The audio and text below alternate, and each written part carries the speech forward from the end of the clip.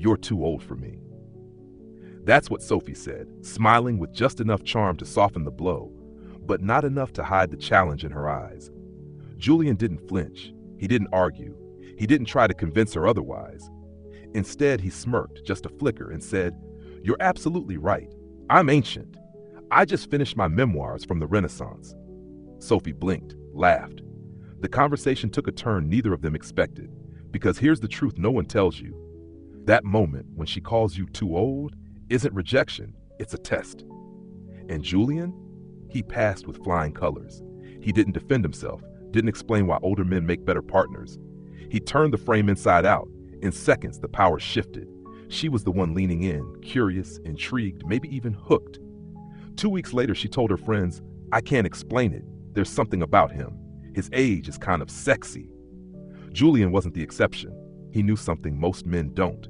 That being older isn't the problem. Reacting like ill issue. His friend Ethan found this out the hard way. When a woman said the same thing to him, "You're too old," he froze, tried to explain, tried to reason, and watched the spark vanish. Then Julian taught him the tap method. Transform the test, amplify the attraction, position the power shift. The next time Ethan heard those words, he didn't shrink. He smiled. He flipped the frame. And just like that, everything changed. Because when you stop chasing approval, when you stop trying to justify your worth, you become the man she didn't see coming and suddenly can't forget. Julian leaned back in his chair, swirling the wine in his glass as Sophie studied him from across the table. Her eyes danced, but there was something else, an unspoken question just beneath the surface. "You're too old for me," she had said, half teasing, half testing. But Julian didn't see it as rejection. He saw the opening move in a game most men didn't even know they were playing. He remembered Ethan, his younger friend, who had once panicked in the exact same situation. A woman had tossed the line at him like a grenade. "You're too old." Ethan tried to defuse it with logic, rattling off studies, facts, mature relationship stats. She smiled politely, excused herself, and never looked back. That night, over whiskey and frustration, Julian had broken it down for him. "She's not saying no," Julian said. "She's asking, are you insecure about it? Can you handle what comes with it? Are you a man who owns who he is, or one who hides behind excuses?" Julian explained what he'd learned after years of watching men sabotage themselves. It's never the age that ruins attraction. It's the reaction. If you flinch, you fail. If you defend, you lose. If you own it truly, playfully, unapologetically, you flip the script. That was the tap method. Transform, amplify, position. Julian didn't try to prove his youth. He exaggerated his age like a joke only the bold could make. "I'm practically prehistoric," he had told Sophie, "but I've still got better dance moves than anyone born after dial-up." Sophie had laughed. But more than that, she leaned in, because Julian's response wasn't about clever words. It was about energy. He wasn't trying to impress her. He was letting her prove herself to him. And when he followed it with, "You know what's interesting? You're surprisingly mature for your age. Most women wouldn't have handled that conversation earlier the way you did." Something shifted. She wasn't evaluating him anymore. She was being evaluated. That night, as the city buzzed outside and candles flickered low, Sophie asked the question that told Julian everything. "So, what's the most sophisticated thing you've done this month?" The test had become a challenge. The challenge had become chemistry. And Julian? He was no longer the older guy. He was the man who passed the test and rewrote the rules. Ethan had learned the hard way. Before Julian ever shared the tap method with him, Ethan thought he could outsmart the age conversation. The first time a woman laughed and said, "You're too old for me," he panicked, but tried to mask it. "Nah, I work out 5 times a week," he said quickly, flashing a self-conscious grin. "Most people think I'm 10 years younger." She smiled politely, but her eyes said it all. The damage was done. A week later, different woman, same comment. This time, he went the logic route. "Actually," he began, "age gap relationships have been shown to be more stable in the long run. Older men tend to be more financially stable, more emotionally." She cut him off mid-sentence. "Yeah, I guess everyone has their thing." He never heard from her again. It wasn't until a third failed attempt that Ethan sat down with Julian and asked, "What am I doing wrong?" Julian leaned forward and said, "You're falling into the triple death trap." Ethan frowned. "What's that?" Julian explained it simply. First is the defensive response when you try to convince her you're not really old. It reeks of insecurity. If you're worried about it, she will be too. Second, Julian continued, is the logic trap. You start spouting off facts, trying to win her over with arguments. Attraction doesn't work that way. You don't talk your way into her heart. You feel your way in. And the third, Julian said, tapping the table for emphasis, is the confidence killer. It's when you agree with her in a tone that says, "Yeah, I know, I probably am too old for you." And boom, just like that, the tension dies. You're no longer a mystery, you're a stereotype. Ethan leaned back in his chair, the weight of every mistake suddenly clear. Julian smiled. But that's not the end of your story. You don't have to explain your way into her life. You have to own your space in it. Stop reacting like you've been caught doing something wrong. You're not too old. You're just not responding like a man who knows what that really means. Ethan looked out the window, quiet for a moment. Then he said, "All right, no more defending, no more explaining, no more apologizing." Julian raised his glass. "Exactly. Next time, let her wonder why your age doesn't rattle you. That's when the real attraction begins." Julian had seen that look in Sophie's eyes before. Not just curiosity, but calculation. She sipped her wine, tilted her head, and asked again with a smile that barely disguised the test underneath. "Seriously though, have you ever felt out of place? Dating someone younger?" Most men would have tripped over themselves trying to answer, but Julian knew better. He knew it wasn't really a question. It was a spotlight. She was watching, measuring, waiting to see what would slip through the cracks. Because when a woman says, "You're too old," she's not asking about the number. She's scanning for signs, for insecurity, for self-doubt, for weakness. Julian leaned in, calm and collected. "Out of place? Not really, but I do get weird looks from waiters when I order like an adult and don't need the cocktail menu to feel important." Sophie laughed, really laughed, and Julian saw it. That flicker, that tiny shift in her shoulders. A wall had come down. He knew the test wasn't about him. It was about her, her world, her social circle, her image. Could she bring a man like him around her friends without second-guessing herself? Could he stand tall when eyes turned and whispers followed? Julian wasn't just answering if he could handle the pressure. He was showing her it didn't even exist in his world. He didn't live for approval. He never had. That kind of confidence isn't loud. It's subtle, quiet, undeniable. But beneath it all, Sophie was really asking something deeper. Are you truly comfortable in your own skin? Julian didn't flinch. He didn't soften who he was to make her feel at ease. He stood firm in it, not with arrogance, but with ease, like a man who had lived enough life to know what mattered and what didn't. And in that moment, the conversation shifted. She wasn't measuring the age gap anymore. She was measuring herself against him. "Okay," Sophie said, resting her chin on her hand. "Then let me ask you something else." Julian smiled. He had passed the real test, the one hidden in her words, layered beneath flirtation, wrapped in challenge. And now, she wasn't trying to figure out if he was too old. She was wondering if she was mature enough to keep up. Sophie leaned back in her seat, swirling the stem of her glass between two fingers. "So, how old are you really, Julian?" she asked, her voice light, but her eyes watching carefully. Julian didn't miss a beat. He flashed a crooked grin. "Ancient," he said. "I just finished my memoirs from the Renaissance.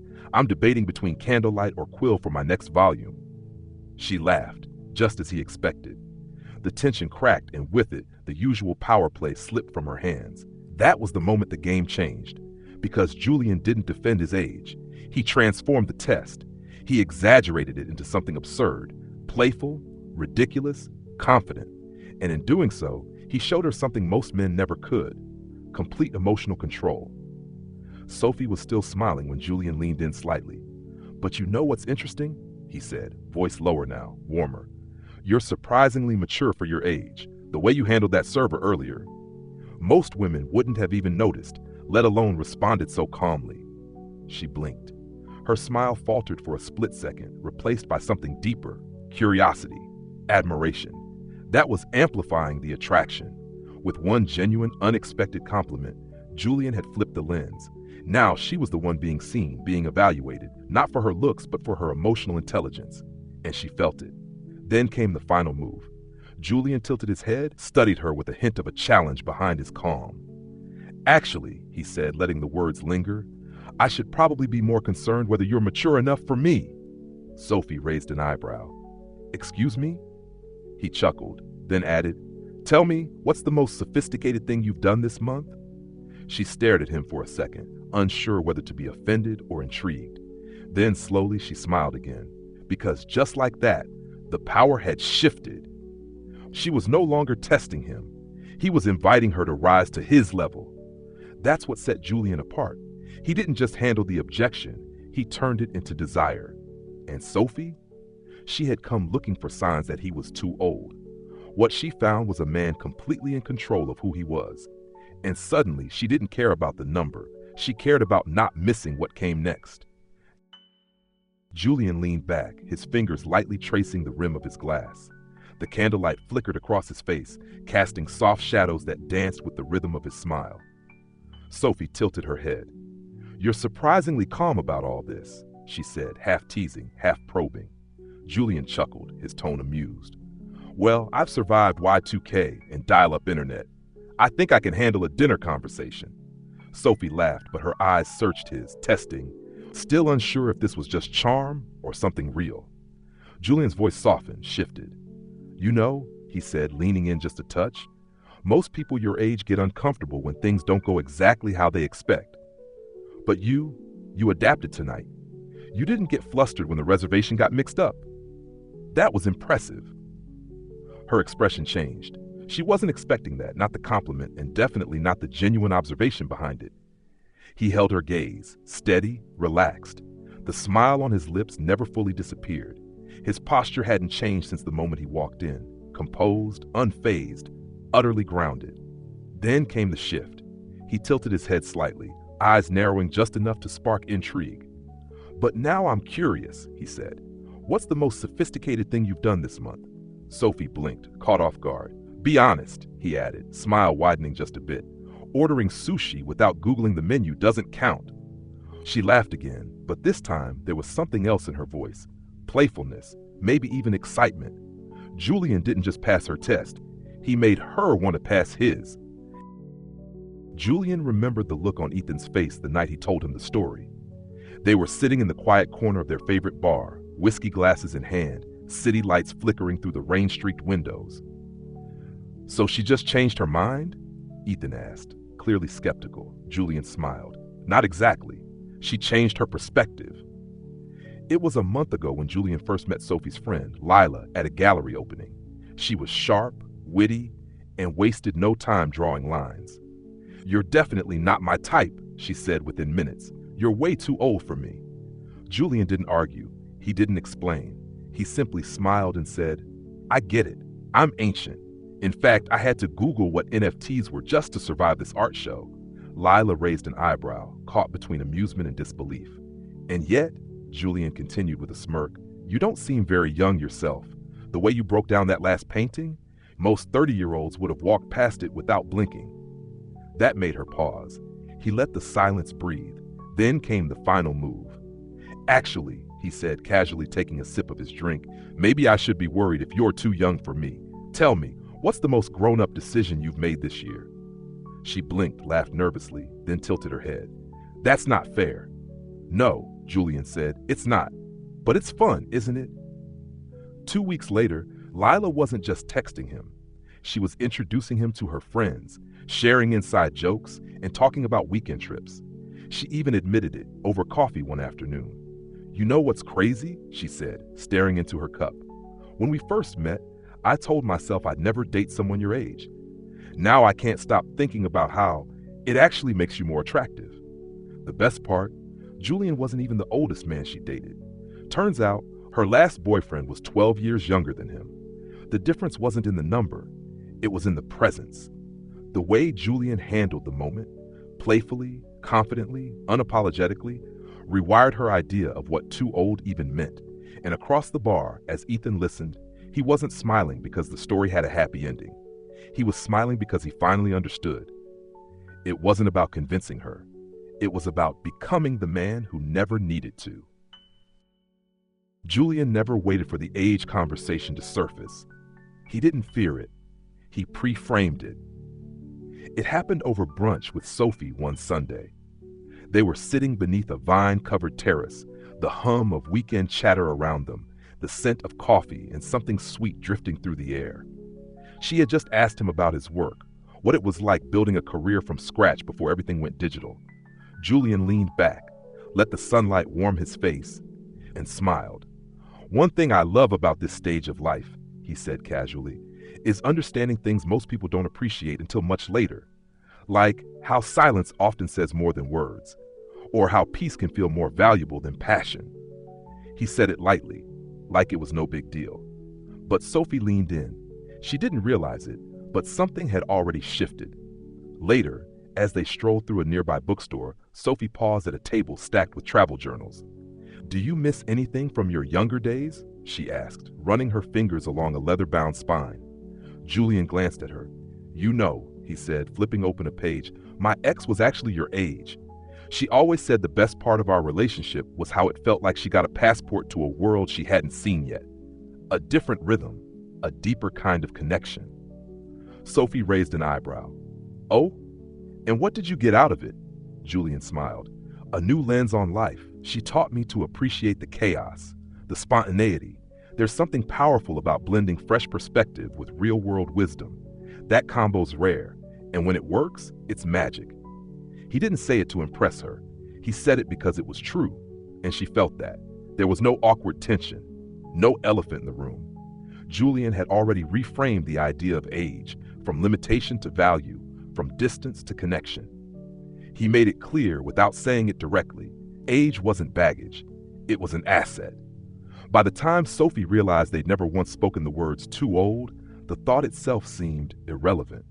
She wasn't dating an older man. She was experiencing a different world, one she never knew she'd want to be a part of. Julian stood by the window of his apartment, watching the city fade into twilight. Sophie was curled up on the couch, barefoot, flipping through an old vinyl record he'd introduced her to the night they met. She looked up, playful. "You know, you never really told me how old you are." He turned, smile slow and certain. "That's because the number never mattered." She laughed, but there was something different in her eyes now, something warmer, more settled. Because by then, she understood what most didn't. Julian never wore his age like armor. He wore it like a tailored suit, comfortable, confident, his own. He didn't try to compete with younger men. He didn't chase trends or hide the years in his eyes. Instead, he embraced every chapter. Every scar, every success, every silent lesson time had carved into him. And that presence, that quiet certainty, it was magnetic. It wasn't that Sophie forgot the age gap. It was that it no longer felt like a gap at all. Julian had turned what most men feared into the very thing that drew her in. Because while others tried to prove they weren't too old, Julian let his age speak for him, not in years, but in depth. And in that living room with old jazz humming through vintage speakers, Sophie realized something she'd never said out loud. She didn't fall for him despite his age. She fell for him because of it. Julian wasn't the youngest man in the room, but he never needed to be. When Sophie casually said, "You're too old for me," she expected hesitation, maybe even a defensive apology. What she got instead was a playful smirk, a clever quip, and a man who didn't flinch under pressure. Julian's secret wasn't in trying to look young, act young, or explain himself. It was in mastering the art of the tap method. Transform the test, amplify the attraction, and position the power shift. With that, he turned a potential rejection into a moment of connection. Throughout their interactions, Julian subtly reframed the age gap into something magnetic. He made it clear that his years weren't a liability, they were his edge. Whether through pre-framing stories about life experience, offering genuine compliments, or inviting playful challenges, he flipped the script. Meanwhile, Ethan, once unsure and self-conscious, learned from Julian's approach and found his own confidence. He began to understand that age isn't something to escape or excuse. It's something to own. The turning point wasn't when the women stopped questioning their age. It was when Julian and Ethan stopped questioning it themselves. Because at the end of the day, Age only becomes a problem when you treat it like one. And when you don't, it becomes your greatest appeal. So now the question isn't how old you are, it's how you carry it. Are you shrinking when challenged or standing taller with every question thrown your way? Because here's the truth. Attraction isn't about numbers.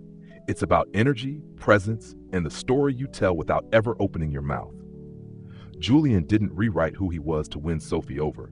He simply revealed a version of himself that didn't need approval. And that's exactly what made him irresistible. And now it's your turn. When the moment comes, and it will, when someone says, "You're too old for me," how will you respond? Will you defend or will you lead? Let me know in the comments. How old are you? What's been your biggest challenge with younger women? And most importantly, which part of the tap method are you going to try first?